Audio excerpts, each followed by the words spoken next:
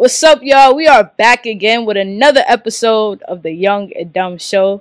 We've been on a good run here. We had a lot of great people, coming on. This is going to be another good episode, another informational episode, another episode where we tap into our inner selves, right? So we going to get started, right? So we here with, I don't even know, I want to give you a super, super huge introduction because I feel like I've been watching you and following you for a really, really, really long time.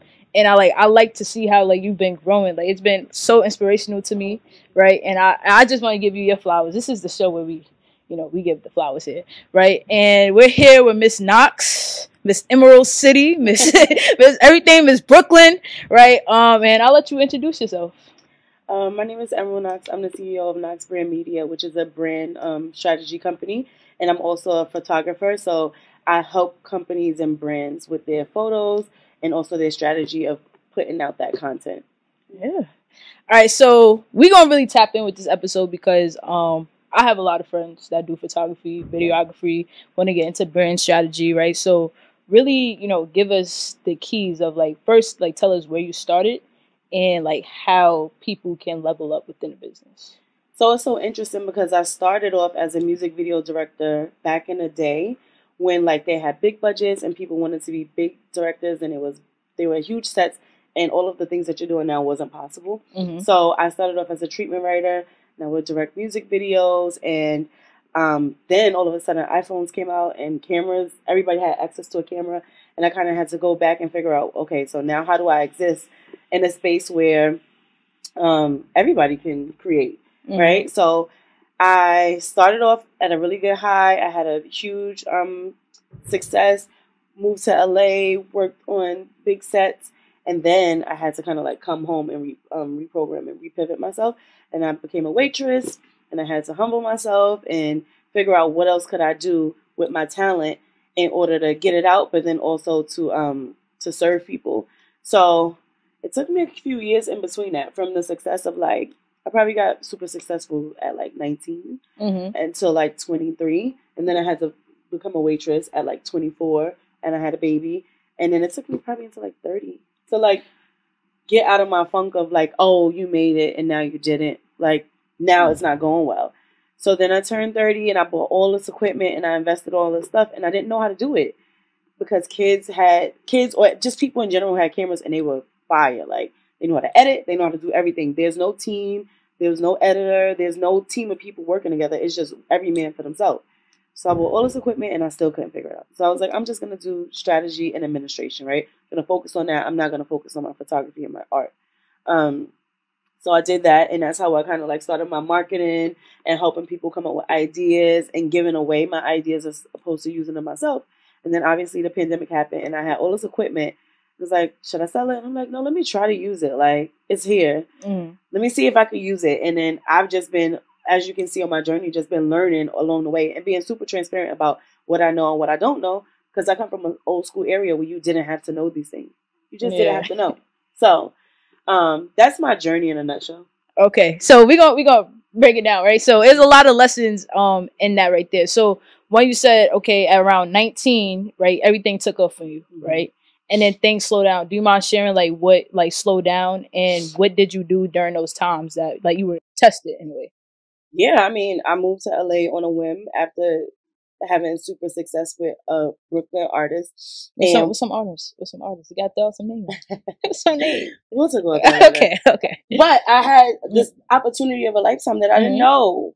I just was able to go and travel and write and be at big music labels, and people were listening to me, and I had no idea. I was young and dumb. I literally had no, I was very egotistical, and I had no, what do you call it? A foundation, or I just was core, I'm the shit. Any values? I come up with the best. I had no core values. Okay. I had no, I didn't have faith. I just was I'm going. I don't know if the person. Yeah, you go. But I'm just I'm talented. Every time I write something, it's hot. Nobody has to ever edit my words when I'm writing stuff out. It hits. It gets nominated.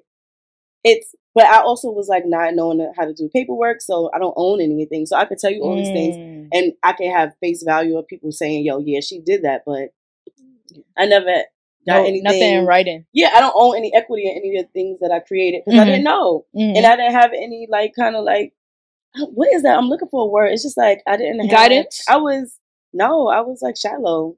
It was all about, like, me. I didn't care about people. Like, I knew that my arrogant talent in was a way. super arrogant. Yeah. Because my stuff was just hitting. Everything was hitting. Everything I wrote was just like hitting. And then because I was arrogant and I didn't know how to socialize and I didn't understand that networking was the key to success. When I was in LA, I wasn't socializing because I'm lit. So then once I wasn't lit anymore, I didn't know anybody. So I couldn't call you or call somebody and be like, yo, y'all want to try to shoot a show? Or because I didn't make friends. I just was like, I got my team. We're going to win. We the next big thing. That's it, period. And then I had to come home, move back in with my mom, and go get a job. So, but how were you, like, writing these songs and connecting with those people? Writing treatments for songs. So if you were a rapper, so back in the day, if you were a rapper, then you wouldn't even write your own video. You would send it out for people to create treatments for you, which is like the concept of the idea from second to second. Like, at second one, she should walk through the door. Second two, she, like, that was a real thing. Like the choreography too. Choreography. Okay. That's choreography and treatment writing. And that was a big deal, like getting that treatment picked up and then having it be directed on a big set. The $250,000 up to $1 million set where people are building props and they're doing everything based off what you wrote. And it was hitting. Everything I submit would hit. I went on tour. I'll say this name. I went on tour with Chris Brown. I created the stage design. Helped the choreographer create the entire layout for like a 10-minute show, which was a big deal. Like, huge. Yeah. And I had to come back home. So how much you get paid for like stuff like that? Like, you should get paid 10% of the budget. So the budget is $250,000. How much is that? You a math? I teach financial literacy. I don't do math. 25,000, right? So if the budget is 17,000, you get 1,700. If the budget, like, you're supposed to get 10% of a budget. Yeah, I didn't know that. I just was happy to be there. You can ask me anything. I'm gonna give you the whole idea because my mind is just always moving with ideas. So I got paid $500 a week to be on the team, and any of the ideas that I had, you gave it to them. Yeah. And like, it was no contract. And 500 was a lot.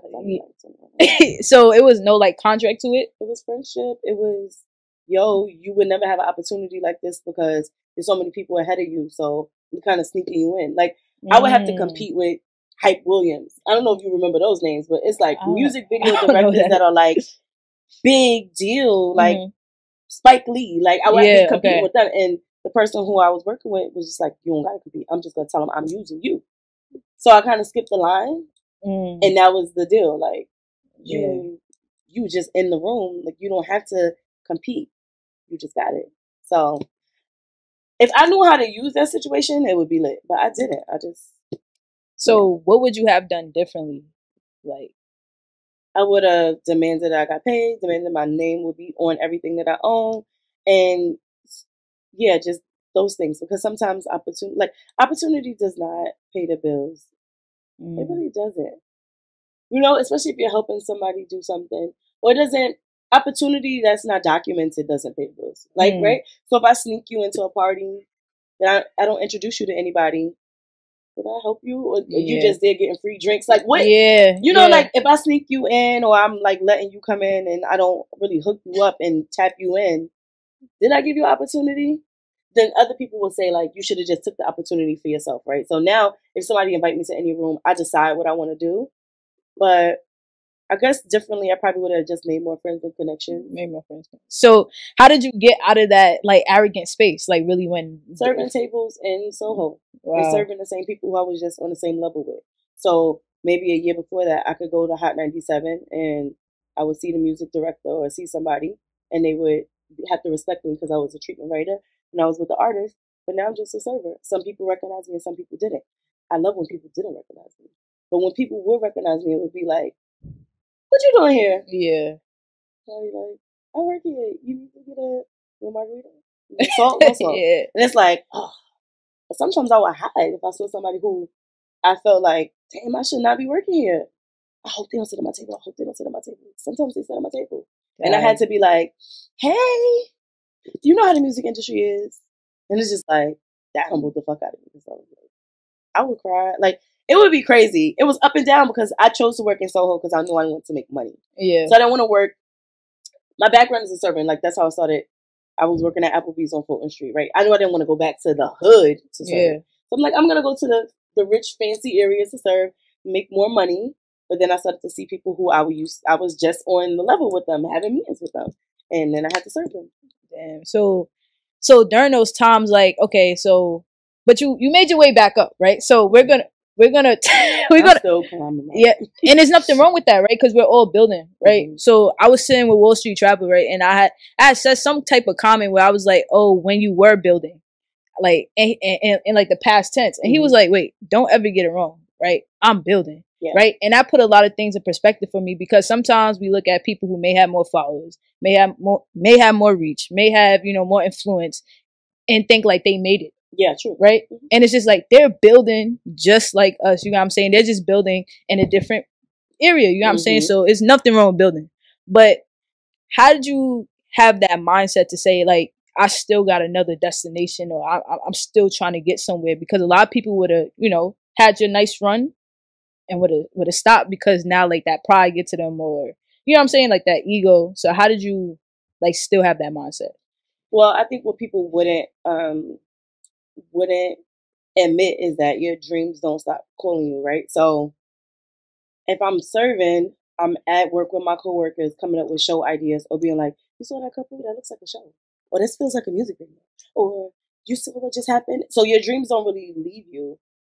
A lot of people just ignore it, and that's why they'll be depressed, or they'll want to get like really, really high, or like be really, really drunk, because your dreams don't ever stop calling you.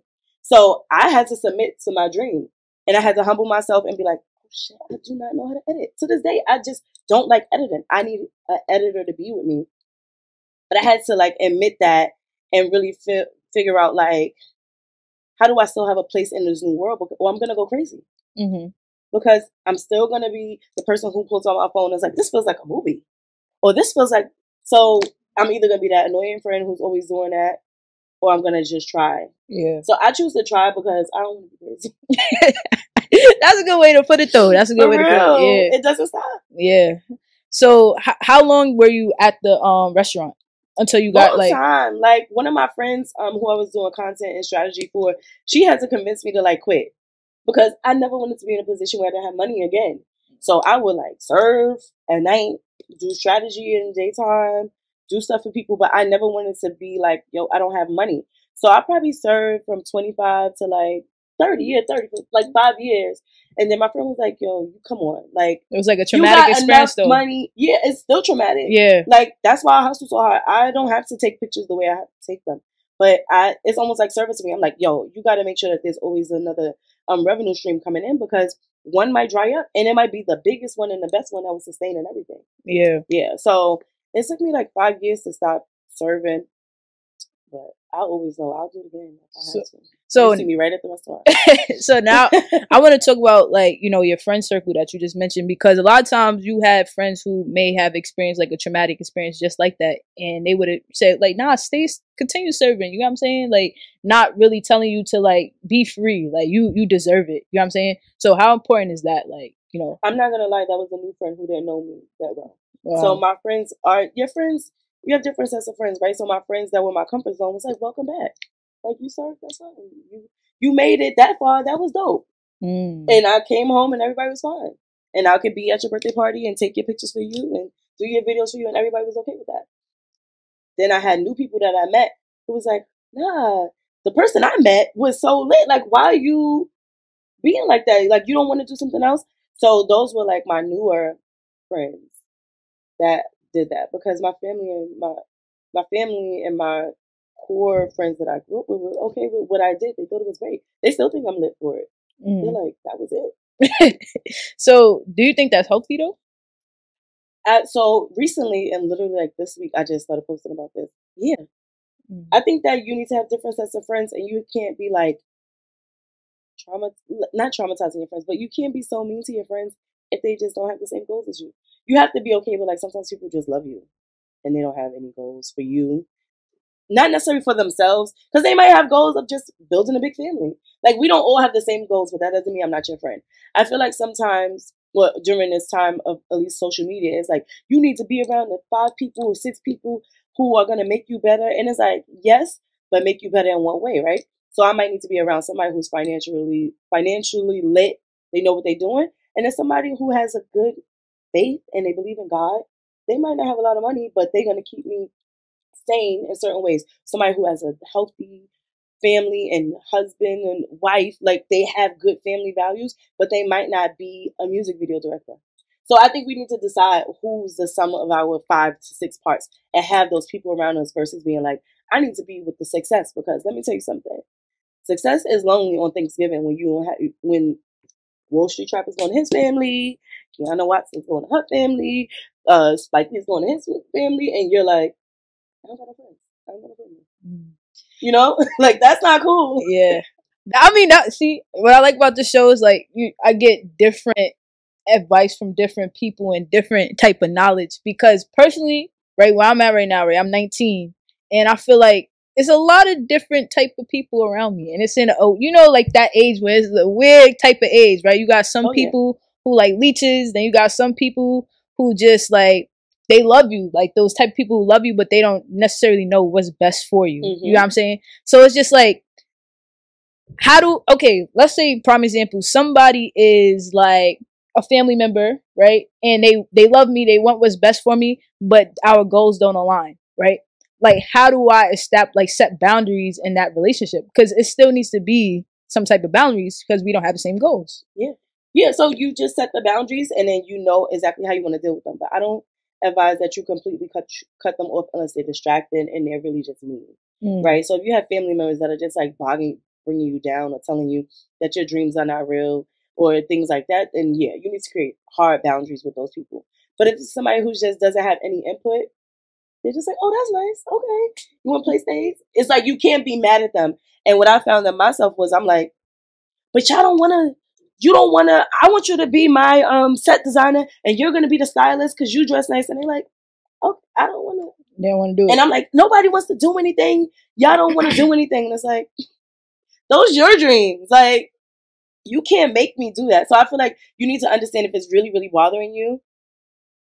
But I don't think you need to cut everybody else unless they're really, really negative and they're distracting you. And sometimes they get that far because you haven't set the boundaries early. So if you have like a negative, like a parent, so to speak, that just, people, I'm going to go for a quick tangent.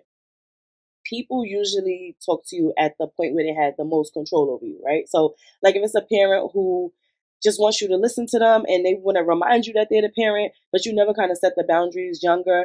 And now you're like doing your thing and they still are like, but I said this, and you're like you really can't talk to me like that right now in this situation, but you never set that boundary for like 10, 15 years, then you're going to have a problem. Like either you're going to have to go through therapy to solve it, or you're going to have to do something to resolve it or like really cut them off.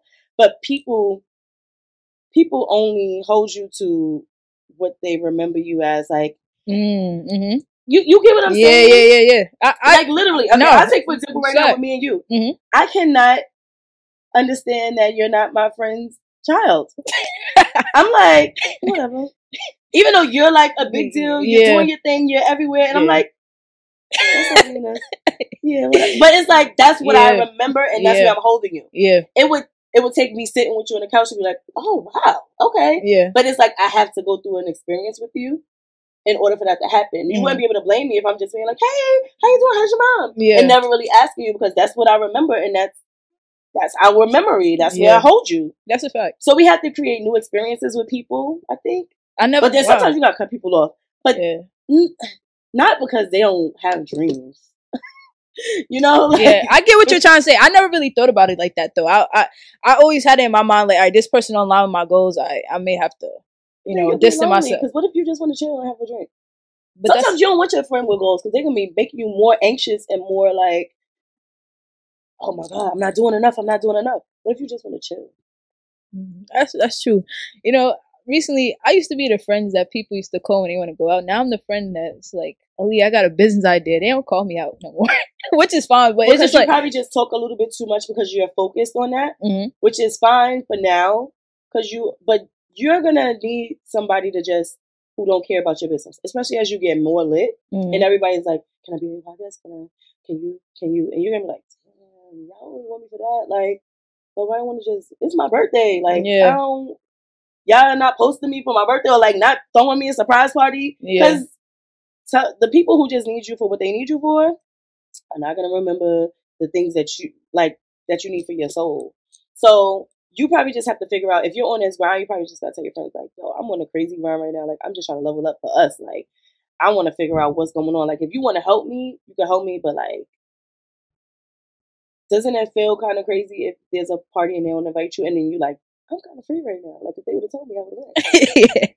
That hurt. Yeah. Like, and we have to be real about that. And you can't blame them if you said, no, I'm busy, I'm grinding.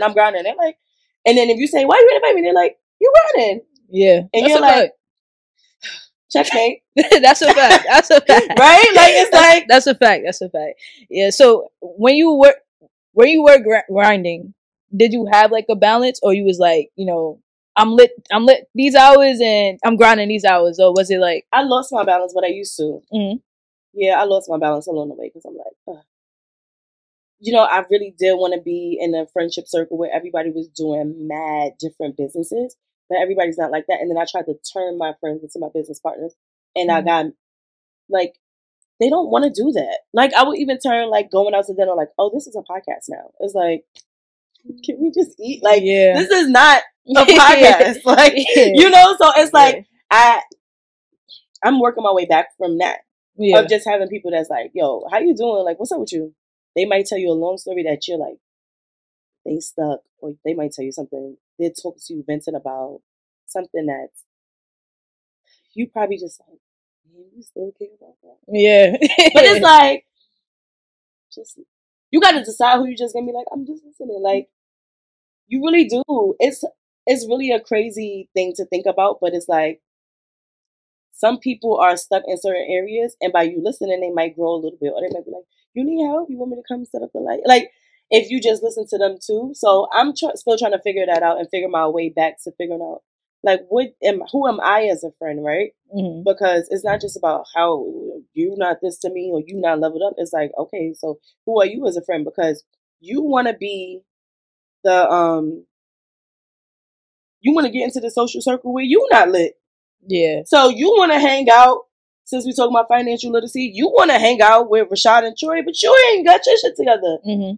So now what if they treat you how you treating your friends? Yeah, that's true. That's true. So you want people to accept you and let you be the fifth man and be the person that, I said something like this. I said something like, if you're the sum of the 5 people around you, right? Like, what do you bring to the table too? Because you can't be hanging out with everybody who's leveled up and you're not leveled up. You don't have nothing to offer. If you want that, then you have to offer that same grace to your friends, right? Yeah, that's a fact. That's a fact. That's definitely a fact. Put a lot of things in perspective for me, right? Put a lot of things. I'm not mean. I'm not with them.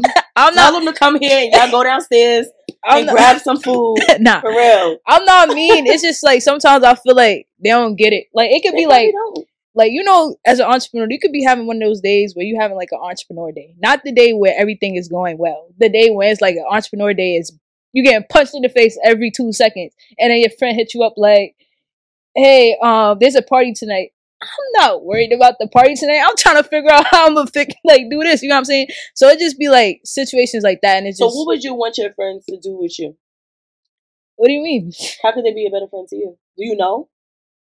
Like, what would you, all right, so if you couldn't go to the party, what would you want to happen? You want them to just, what, like, the next day would you be like, you want to have brunch? Or would you, like, how could you be a good friend for making up that missed time with them? They just want to spend time with you, right? Whether it's a party, because that's what y'all did together. It's not like that's new. They're like, yo, you want a party? Meaning I want to spend time with you. How could you have been a better friend? Like, could you have said, yo, tell me about the next one? Or, all right, tell me in advance. I can't go tonight, but you know I'm grinding. Like, can you tell me a week in advance or like whatever? Like, how could you have navigated that situation better? So where I compromise is where I say, you know what, like, because I don't drink, right? So most of the time I'm the driver. So that's why they really want me to go. That's the real tea. That's the real tea. Know that too. That's the real tea, right? So now I'll be like, you know what? Like, I'll drive, right? I'll stay in the car and wait for y'all because I have something that I need to get done. And they just be like, nah, like, I'm not going to feel comfortable if you just sitting in the car. But I'm generally like cool with it. That's my time to, like, let's say the party 45 minutes away. I'm driving 45 minutes and we gotta drive 45 minutes back. That's an hour 30 that, we get to chop it up. We go to school together, you know what I'm saying? So it's like stuff like that. But when you ask me how can they be better friends, I mean, my friends are pretty good. Like, I don't really have no problems with my friends for real. It just be like, they don't be getting me sometimes. And I could be like Malcolm Extra. That's it. But it's only because, like, I want them to get it. You know what I'm saying? Like, it's almost... Why, though? Why do I have to get it? Because you have people, like, that you're networking with who get it. And then you get to do your show, you get to be there, and then you have your family. They don't have to get it. But I just feel like imagine if we all got it. That would be great. Exactly. That would be great. I get that. You got some things to think about. Because I get that, but then I also feel like, what if you end up having children, or you just need somebody to be like your chef or something, or you get real lit, and then you are able to put these people in position, and they all want to be bosses like you. Who's going to work with you? If everybody's doing exactly what you're doing, right? So you might be the leader of this group who's able to put people in position later based on their talents and not what you want them to do. That's the thing though. Like, my favorite line that Jay-Z ever said was, everybody getting bands, we just dance to different drums, right? And to me, that just kind of sound like, everybody's getting their money, everybody's leveling up, doing what they gotta do, but in their own perspective space. Nice. Right? And I want my friends to like just kind of let them know that, like, it's possible, whatever you want to do. Good. And you are letting them know that. I promise do that. You know what I'm saying? So sometimes, like, it's like they need like an accountability partner or somebody who's like on them, because they don't have nobody else that's going to do that for them, right? That's dope. You know what I'm saying? So you're doing that for them. So it's working. Just don't be cracking the whip. I'm not trying to do that. It's just more of like, it's like when you see somebody has potential, it's like you want to get it out of them. They just need a little push. You know what I'm saying? Like, some people need that push. So that's all it's about. Yeah. That's all it's about. But now let's talk about in your bio you say you're a rapper too, right? Yeah. What's that about? Like, it's just something that I do for fun. Mm-hmm.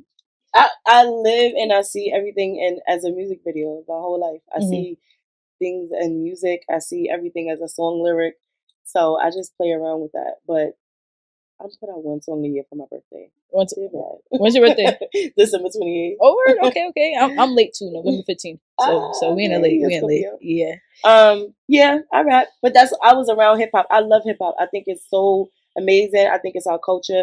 I think it's the way that Black people have found a way to identify themselves, because we don't have a lot of history and we don't have a lot to lean on. So since we have hip hop, R&B, and rap, is just like, I feel like that's why I say I rap. But really, I'm a writer. Like, I write treatments, I write ideas, like I write brand strategy, I write out a photo shoot. Like, that's what I do. But I play around with rap. And I shoot music videos for them because I'm annoying, and I make my friends beat in them. And I tell them, oh, you the vixen, and you the this one. Now, that's cool, though. That's cool. That's lit. And, one thing, too, I like, you use the people that you have around you. You know what I'm saying? And I like that, like, see, I'm here with my cousins, like, using the people we have around us, because, they may be like, nah, I like production. Let me get into that. You know what I'm saying? So you sparking people interest, you know what I'm saying? So now when it comes to, the photography, right, and videography, brand strategists, and all those things, how can somebody starting from the bottom work their way up? Like, so I want to say that I do have a bachelor's degree in marketing and communication. So I did go to school for it. I also had my minor was in film. I think that school or some sort of formal education or formal setting is necessary if you want to make money. If you just want to be nice and you want to be super talented, then you're going to have to learn business some way. Like, you're going to have to learn structure or like work in a formal setting. So I would say, did you ask me my advice? Somebody would be like, I wanted to tell them that they need to like either go to school or work on a set or like be at a job so they can understand the structure of creativity, because I think sometimes people are super talented, but they don't know how to meet a deadline.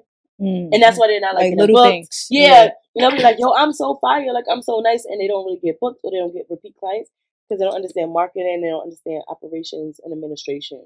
So that would be my number one, like, thing that I would say to creative photographers and videographers who want to make it a business. If they just want to shoot and have fun, then do you. Like, just play around. But if you want to make this a business, you're going to have to bring some structure to it. So what type of structure? Like, what's the format? You know what I'm saying? Like, the foundation to... So, it's so crazy that you asked because I'm gonna drop a course on it. Okay, so so I realized that give us a little gems. Yeah, you have to learn business. Okay. You really do it. You can't be like, I'm not good at business.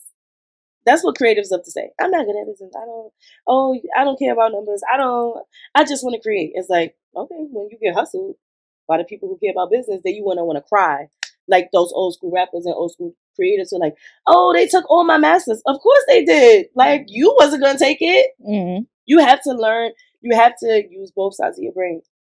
You need to learn. If you're a photographer, you need to know what your turnaround times are. Like, if I shoot this day, how long does it take me to edit? When am I going to get it back to the person, right? They love to have the memes about, like, people want their content 2 seconds after. Well, just because you didn't tell them up front that it takes you 2 weeks to edit. So, yeah, they want their pictures the next day. Yeah. Hello? Because that's what we assume. Yeah. Uh-huh. It's all assumption if you don't have your processes in order. If you're a videographer and you know that you love editing and you're going to get it turned around in a day, then you're going to tell people it's a day. But if you know you struggle with it or you got to send it out because you don't edit yourself, you need to understand what your process is from idea to execution so that you can give people the correct data so that you can be of service to them, right?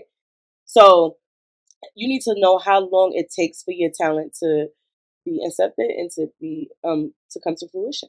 Okay. If you are slow on a set and you take pictures slow, you need to tell people I do 3-hour shoots. I don't know if you've ever experienced things where you're like, damn, or this is. Nah, I only experienced one time when somebody had a long setup time. I was like, yeah, but it's because they were really meticulous and was it really beautiful after? Yeah, it was. Yeah.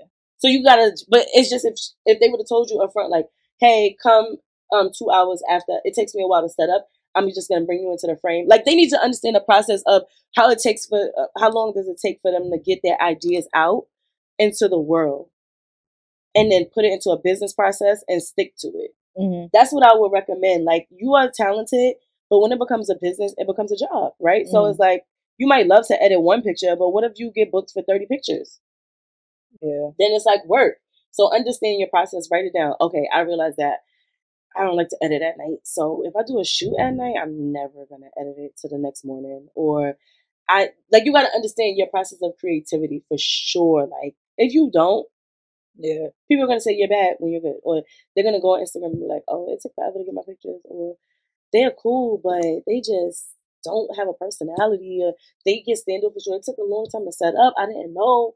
So understanding your process and then telling people and being transparent is important. That make a lot of sense. So now this is a 2-part question. How much should people be charging when they first get started? I think you should charge what you're worth, but if you don't know your process, you don't know what you're worth, right? So if I know I'm fire, I take amazing pictures, and I know I love editing so much that by the time I get home, you're going to have your pictures the next day or the next morning, and I probably could charge a premium price. And what's that price? It varies. Like, let's say like an hour. Like an hour. For what? Okay, so this is another thing that I'm going to break down for photographers and videographers. What is the shoot for? Like, unfortunately, content creators and people are taking advantage of photographers and videographers because they're saying, oh, it's just an hour shoot. But is it an hour shoot for your course that you're about to sell for $500? Like, or is it an hour shoot for your blog that you're about to make money off of? Is it an hour shoot for your kid's first birthday? Then you're probably not going to make money. Like, it's like. So you think that if it's a shoot for a business, they should be getting like more. Oh, interesting. You're going to use this commercial over and over. Mm-hmm. If I shoot, even if it took me an hour to shoot your commercial, but you're going to use it over and over, and every time I go on your Instagram, it's no longer a situation where you're going to tag me because it's yours, it's your equity, then I'm going to charge you a little bit more for it. It's a brand shoot. If it's your kid's first birthday picture, like, make me feel bad. Wow. I just took some pictures the other week, and I've been using it every day. And was it a brand shoot? Yeah. Well, the person named it a brand shoot, then they know. Or they're going to have to see this and know that they could have charged you a little bit more. But if it's a brand shoot and it's for use over and over, I would say a creative needs to charge a little bit more. If it's a birthday shoot that you're going to post once, I always ask, what's it for? Okay. And if I'm going to shoot a fashion show for 1 hour, it's going to cost a little bit more than if I shoot your baby shower. Because your baby shower really, it matters to you, but it don't matter to the general public. Yeah, right? Yeah. Also, if it's a baby shower that is going to be, there's 2 parts to this. It could be a celebrity baby shower where I'm going to charge them the premium price because they're probably not going to tag me. Or I'm going to charge them less because I'm like, oh, they're going to tag me. What's up? So I don't put prices on my website. I put base prices when I'm talking to people. But everything is custom made with me. I'm a luxury brand brand strategist and photographer. And I also want to, I say I want to work with brands. That means that I want to create content that's evergreen. Mm. I'll do a birthday shoot. It's not what I want to do. I want to come up with pictures that are editorial that you're going to be able to use to sell your stuff. Yeah. So, are you able to mention any names you work with? Like, I mean, of course. Like I work with I feel like I could go on my Instagram number. I shoot for High 97. I shoot things for BET. I work with Miss Business 101. That's my retained client that I work with. I shot at Earn Your Leisure. I'm going to invest those next week. I shot Meek Mill. I've shot all the celebrities at Hot 97, obviously. I've shot most of the concerts. I work with Johnny Nunez, who's my mentor, celebrity photographer, who like invented this genre of celebrity photography. I recently shot Little Kim, which was amazing, at Biggie's Memorial. Per Johnny, he booked me to do that. I work with almost everybody in Brooklyn, which I love. Small and large brands, shooting them, doing things for them allowing me to grow with them. So we got to set something out. Yeah, for sure. We got to set something out because I'm tapping into my creative side. So I was tell people around me, like, I need y'all to help me, like, be creative. Like, you see, like, I'm like, this is, you know what I'm saying? So it's like stylist, all that. Like, I'm ready for it. Well, you in the tailor shop, that's fly. Like, your hoodie should be tailored to the max. I know. So, like, first of all, quick shout out to my father for letting me use the space. We have Prevailage store downtown Brooklyn at City Point, right? So get your men's tailor suit, women's clothing, all of that, right? So shout out to Prevailage. Go to at Prevailage on Instagram. But it's like he got it, but I didn't get it. Like, I feel like I started playing basketball and lost it. I started playing basketball and lost it. Like, I mean, what happened? Okay, you want this to be my show now? Let's go. What happened? So why you're not playing basketball? And if you want to still do that, how can you incorporate that into financial literacy? So, I actually don't, like, want to play basketball anymore. I think, like, I kind of lost my love for basketball. I knew I wasn't going to WNBA. I knew I wasn't going there. Honestly, because I have two parents that was entrepreneurs. So I really always been tapped in with business. Like, from my mom sending me to African Street Festival to run her table. And I'm saying? So, and seeing that, like, you can make money in a day without working for somebody. So it was just like, my mind was like, oh, I could do this. I don't got to run up and down a court. Like, it came more of like a weight loss thing playing basketball. It wasn't really like my love anymore, right? But business became like my thing. And then I didn't know what type of business I was going to run, but then Financial Revolution found me. So, however, you see how big financial literacy is? What if you went to sports? Financial literacy. Because financial literacy is massive. It's the new rap. Yeah, it's hip hop. I try to go into there's different types of hip hop. Right? Yeah. So if nobody's paying attention to the WNBA and women in finance and sports, I would pivot. And I'm just giving you that. I'm dropping that for you. I appreciate this. That way you don't have to get caught up with just general financial literacy because you're up against a lot of people. You might be in the back of the line, right? You from the top notch of Earn Your Leisure to the lowest of the low. You might find yourself somewhere in the middle. But now you're like, oh, I do sports financial literacy. So I'm talking to how much does a coach make? How much does a this make? That way you can still get your passion, because let me tell you something.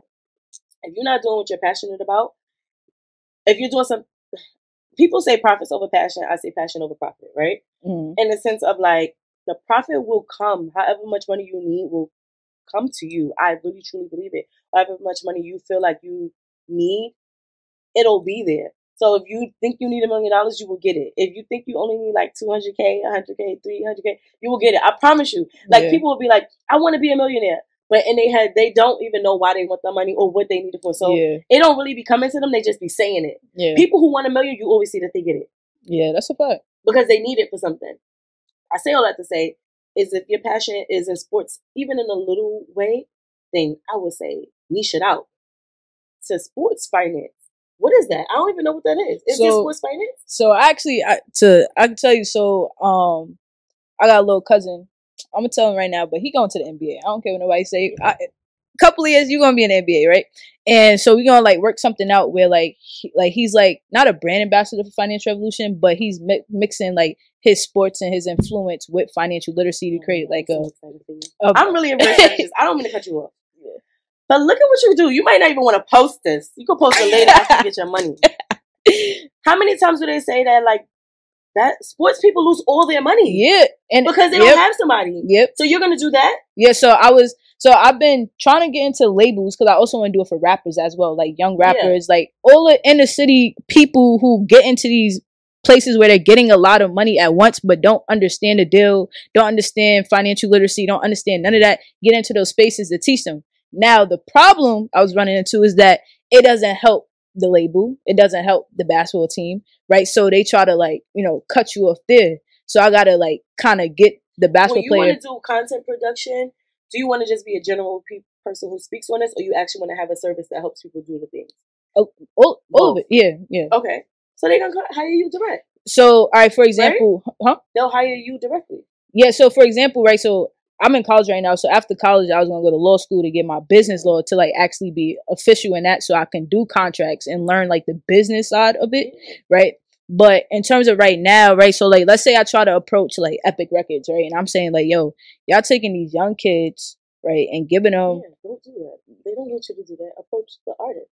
But so I approach the artist, push the manager. Like there's one artist, right, and sometimes that I don't want to say. Okay, so there's one artist, right? Their mindset not even there. They don't think that they need the financial help. So to them, when they get 50 mil. They thinking like I gotta go get my mom out the hood. I gotta take all my 50 guys with me. So their mindset is not even on like, yo, let me learn about financial literacy and how to invest my money here and there. So it's like that mindset shift too, like Well, that's just something that's your assignment. Yeah.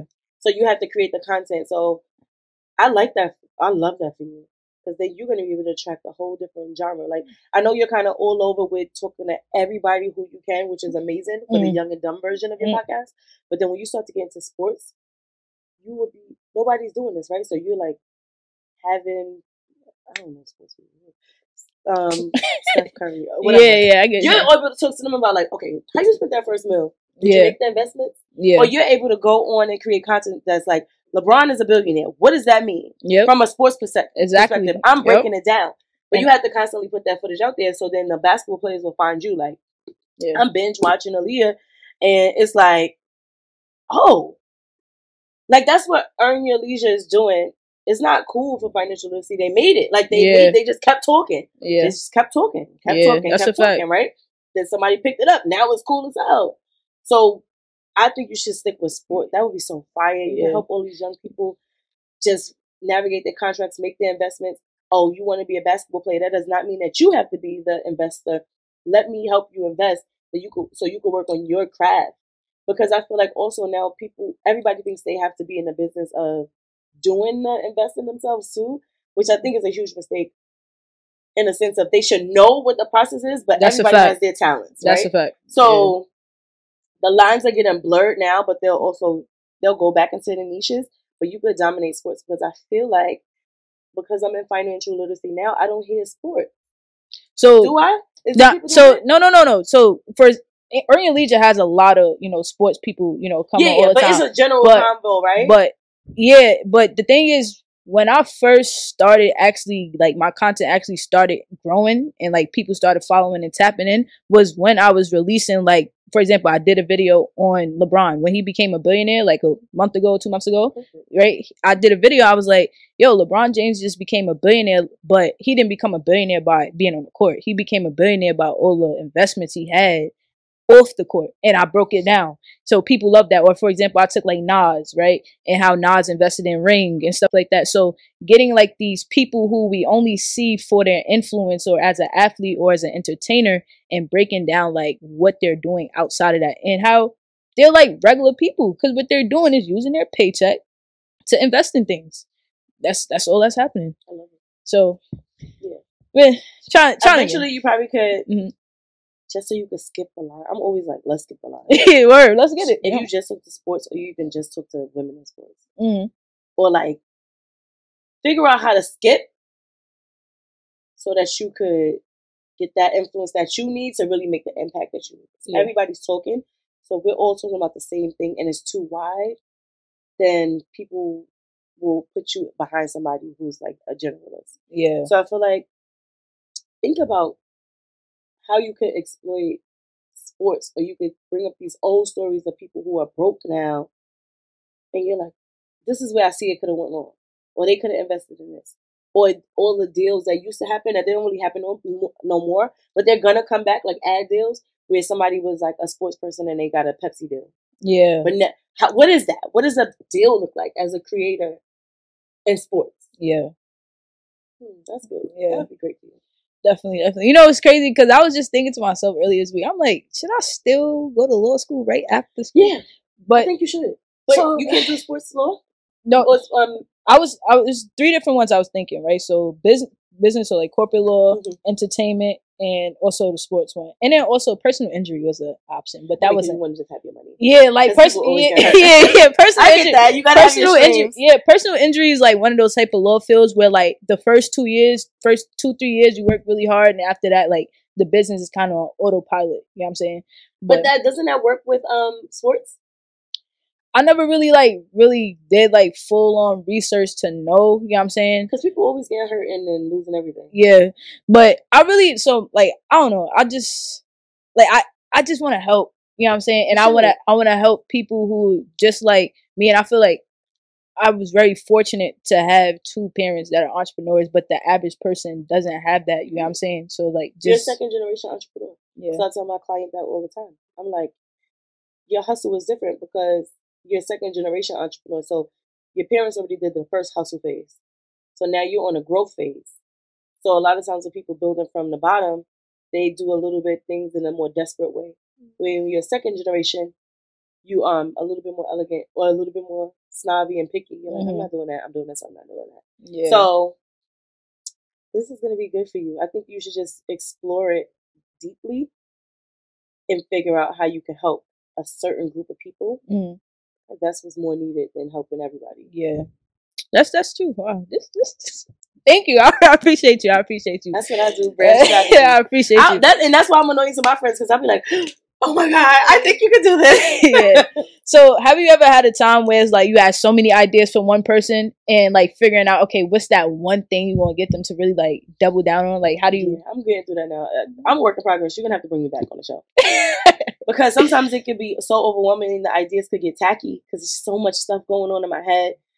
So I'm figuring that part of my life out because I'm still like, let's put it all on. So I'm trying to figure out how to be a little bit more elegant, but I'm a first generation entrepreneur. So I'm hustling.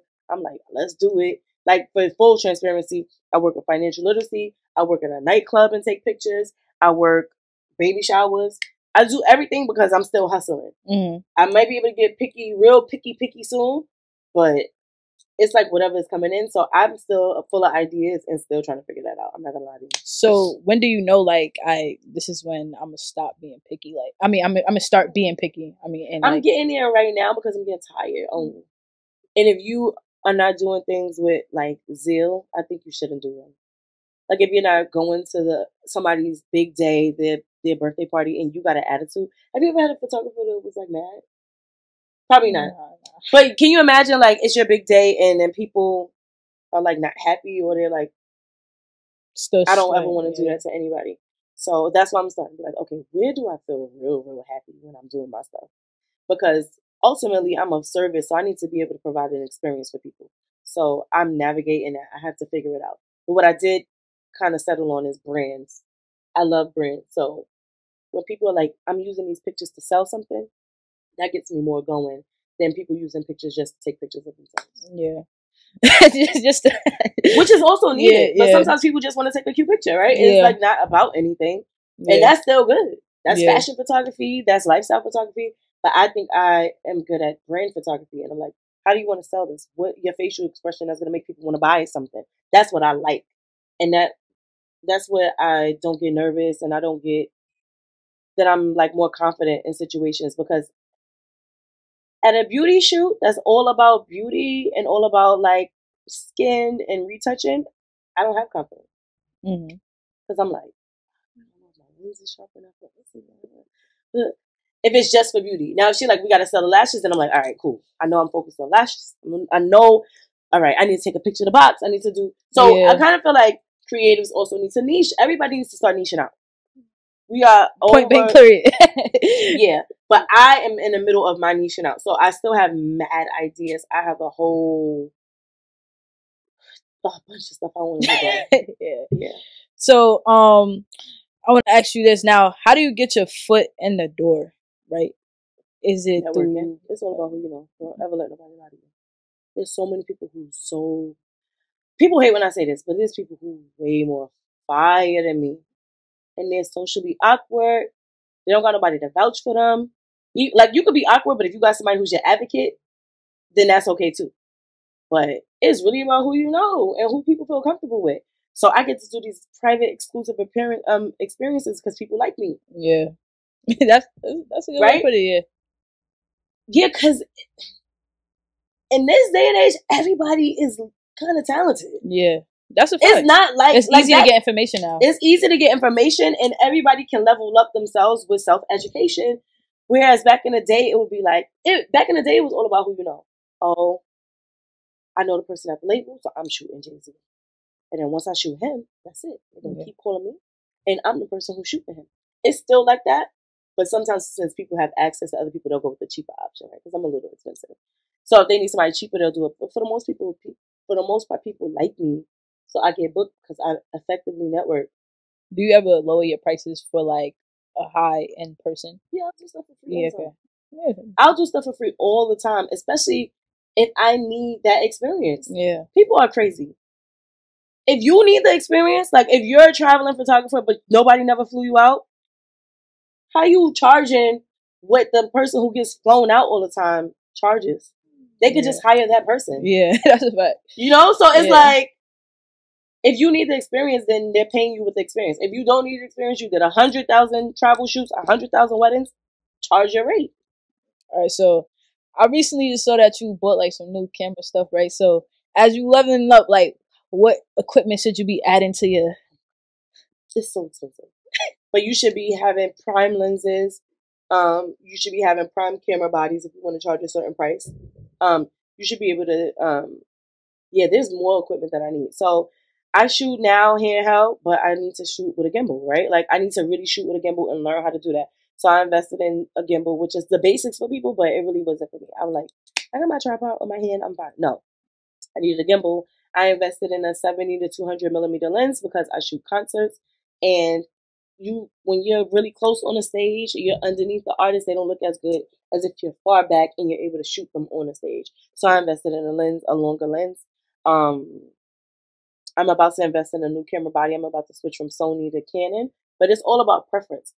The equipment doesn't matter more than your personality and your point of view. Mm-hmm. Because I see people kill it with a T3i more than me, and I had like a $12,000 or $20,000 camera bag, and somebody with a little T3i who had an angle and a dope personality killed it. Yeah, that's so I don't want to get. Yeah, I got equipment because I want to do a certain thing, right? So I was never buying that $3,000 lens until I realized, like, yo, I do like to shoot concerts. Yeah, and I don't like to be underneath Meek Mill's neck. Like, I need to be further back so I can see his face, right? Yeah. With a little camera, you got to be all up on them. So you got to know what you want to do, but don't start buying that equipment because that stuff is expensive. If you don't know what you're doing, it's gonna sit there. Yeah, you know what's crazy? I first started doing interviews like a year and a half ago, right? With like just regular interviews. Like I did one with like Star, right? And met her, like just did that. I started off with a water bottle. I didn't know how to work no tripod, no nothing. So I had a water bottle. I used to get two from the corner store, set it up like my phone if they wanted to record their phone, because that's what it worked. And then here, my producer wasn't able to come today, right? So I had to tell my cousins to come. I'm over here calling him like, yo, how I do this? How I do that, right? So I get it. Like, you gotta get it done, but isn't it fortunate that you can? Because back in the day, that means like if your producer gonna come, that means I would have been canceled, and it could have been like I'm about to get ready for investment. We could have never met, right? Yeah, that's a fact. But I love that you started with a water bottle. I used to have a podcast too. I want to bring it back. It's called Dinner with Miss Knox, and I would bring people on to have dinner with them and talk to them about their business, and then also a little gossip about their personal life. All right, so we bringing it back. I'm here first. Let's get it. I want to. But yeah, I don't know what we're talking about right now, but yeah, your podcast is dope that you're doing it like this, and it's only gonna get bigger and better.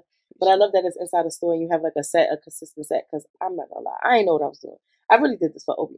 My mother, thank you, the girl who did. I need a facial right now. Shout out to my mom. Yeah. Shout out to my mom. I tell my mom all the time, like she really like the foundation. She put me on to a whole bunch of things, so I'm always grateful for her. So yeah, anything she told me to do, I'm doing it. Ma, if you watching this, I'm retiring you soon because I owe it to you, right? She's still not gonna retire. She liked the going. She liked the go. Like I was telling my friend the other day, like, I just can't imagine my mom old. Like I just can't because she just. But we winding down, right? So I'm gonna definitely ask you, our favorite 3 questions, right? One, what is the dumbest mistake you ever made with money? What did I do? I feel like with money, I'm kind of frugal. The dumbest mistake I ever did with money was like maybe using like a kit lens, and I cared more about like what I had on than my equipment, and then I got called out on a shoot when I didn't have a lot of lenses, and I was embarrassed. Mm-hmm. But I don't really do a lot of dumb things with money because I'm mad cheap. But I eat a lot though. I eat out a lot, but I wouldn't call it dumb right now. But sometimes being frugal though is not a smart choice because it's like that investment could scared to invest. Yeah, right? It could double. So I was scared to invest in equipment, and I got embarrassed on a shoot where the person was like, "This is what you got?" And I'm like, "Yeah." They're like, "You're never gonna be able to accomplish that shot, this lens." And I'm like, I didn't really understand that. Mm-hmm. I was embarrassed. Yeah, it's alright, but that was a money thing because exactly. I knew I should have bought it, but I didn't buy it. So I never really lost money. I can't think of a time where I lost mad money. Yeah, I'm. Yeah. He wasn't rocking that, right?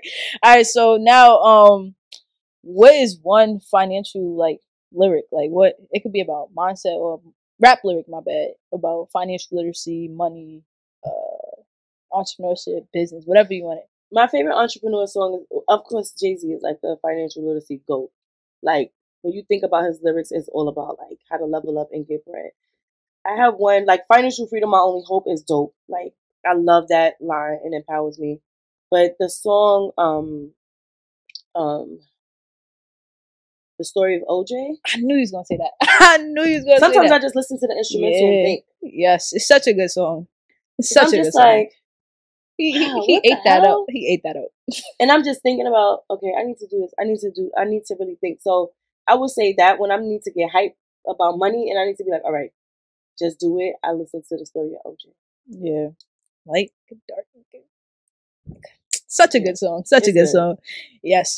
So wait, you already kind of answered this question throughout this whole podcast, but just one last piece of advice. So like, if you could tell your younger self something right now, what would you tell her? I would say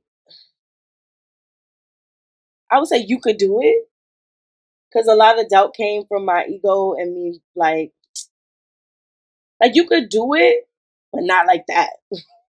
If that makes sense. It's like you gotta know people, you gotta network. It will get done, but it has to get done through people. You can't do it by yourself. You have to network and get it done through people. So I would tell myself to be like, girl, just say hi. Or like make a friend. Yeah. Like, so you say hi now. You say hi. Yeah. Right. Hell yeah. I'm like, yo, what's up? I'm with all these different types of people, and I'm like showing up and pulling up for people, because at the end of the day, where I want to go, I can't go alone. Yeah. So I would tell my younger self to just say hello.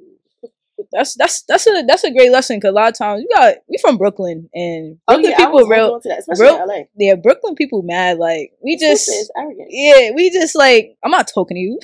I don't know you. Yeah. You're not from my block. And listen, in Cali, you only as good as what you did today. You know how they say you only as good as what you did yesterday? They're like, what you working on now? You're like, I wrote Titanic, and they're like, okay, so what you working on now? And you're like, what? I did that. I did that. Like, okay, yeah. I don't care. Yeah. So you need to network effectively, and you need to be pleasant and say hello, because your stuff is going to happen through people. So okay, that's that. Oh wait, last question. I mean, before I forget, do you like my color hoodie? All right, emerald green. All right, bet. So shout out to Michael, right? It's my line sister. So shout out to you. I did this thing. I told people I give them a shout out if they tell me what color, hoodie I should wear on the show or whatever. So I had to give them a shout out. Yeah, I like it. I like it. Appreciate you. I told them I'm gonna tell the guests like rate my my sweater, not the outfit because I know, but the sweater. But shout out to Black Millionaire University as well. Star of the show, New York. Right? We're Black brands on the show. That's what we're doing here. But shout out to you. Thank you for the gems. Thank you for coming on. A lot of gems. This is gonna be a great episode, and I appreciate you for your time. Yes. Let's get it, y'all. Young and Dumb Podcast. Make sure y'all like, comment, subscribe, and we'll be back again next week. That was good.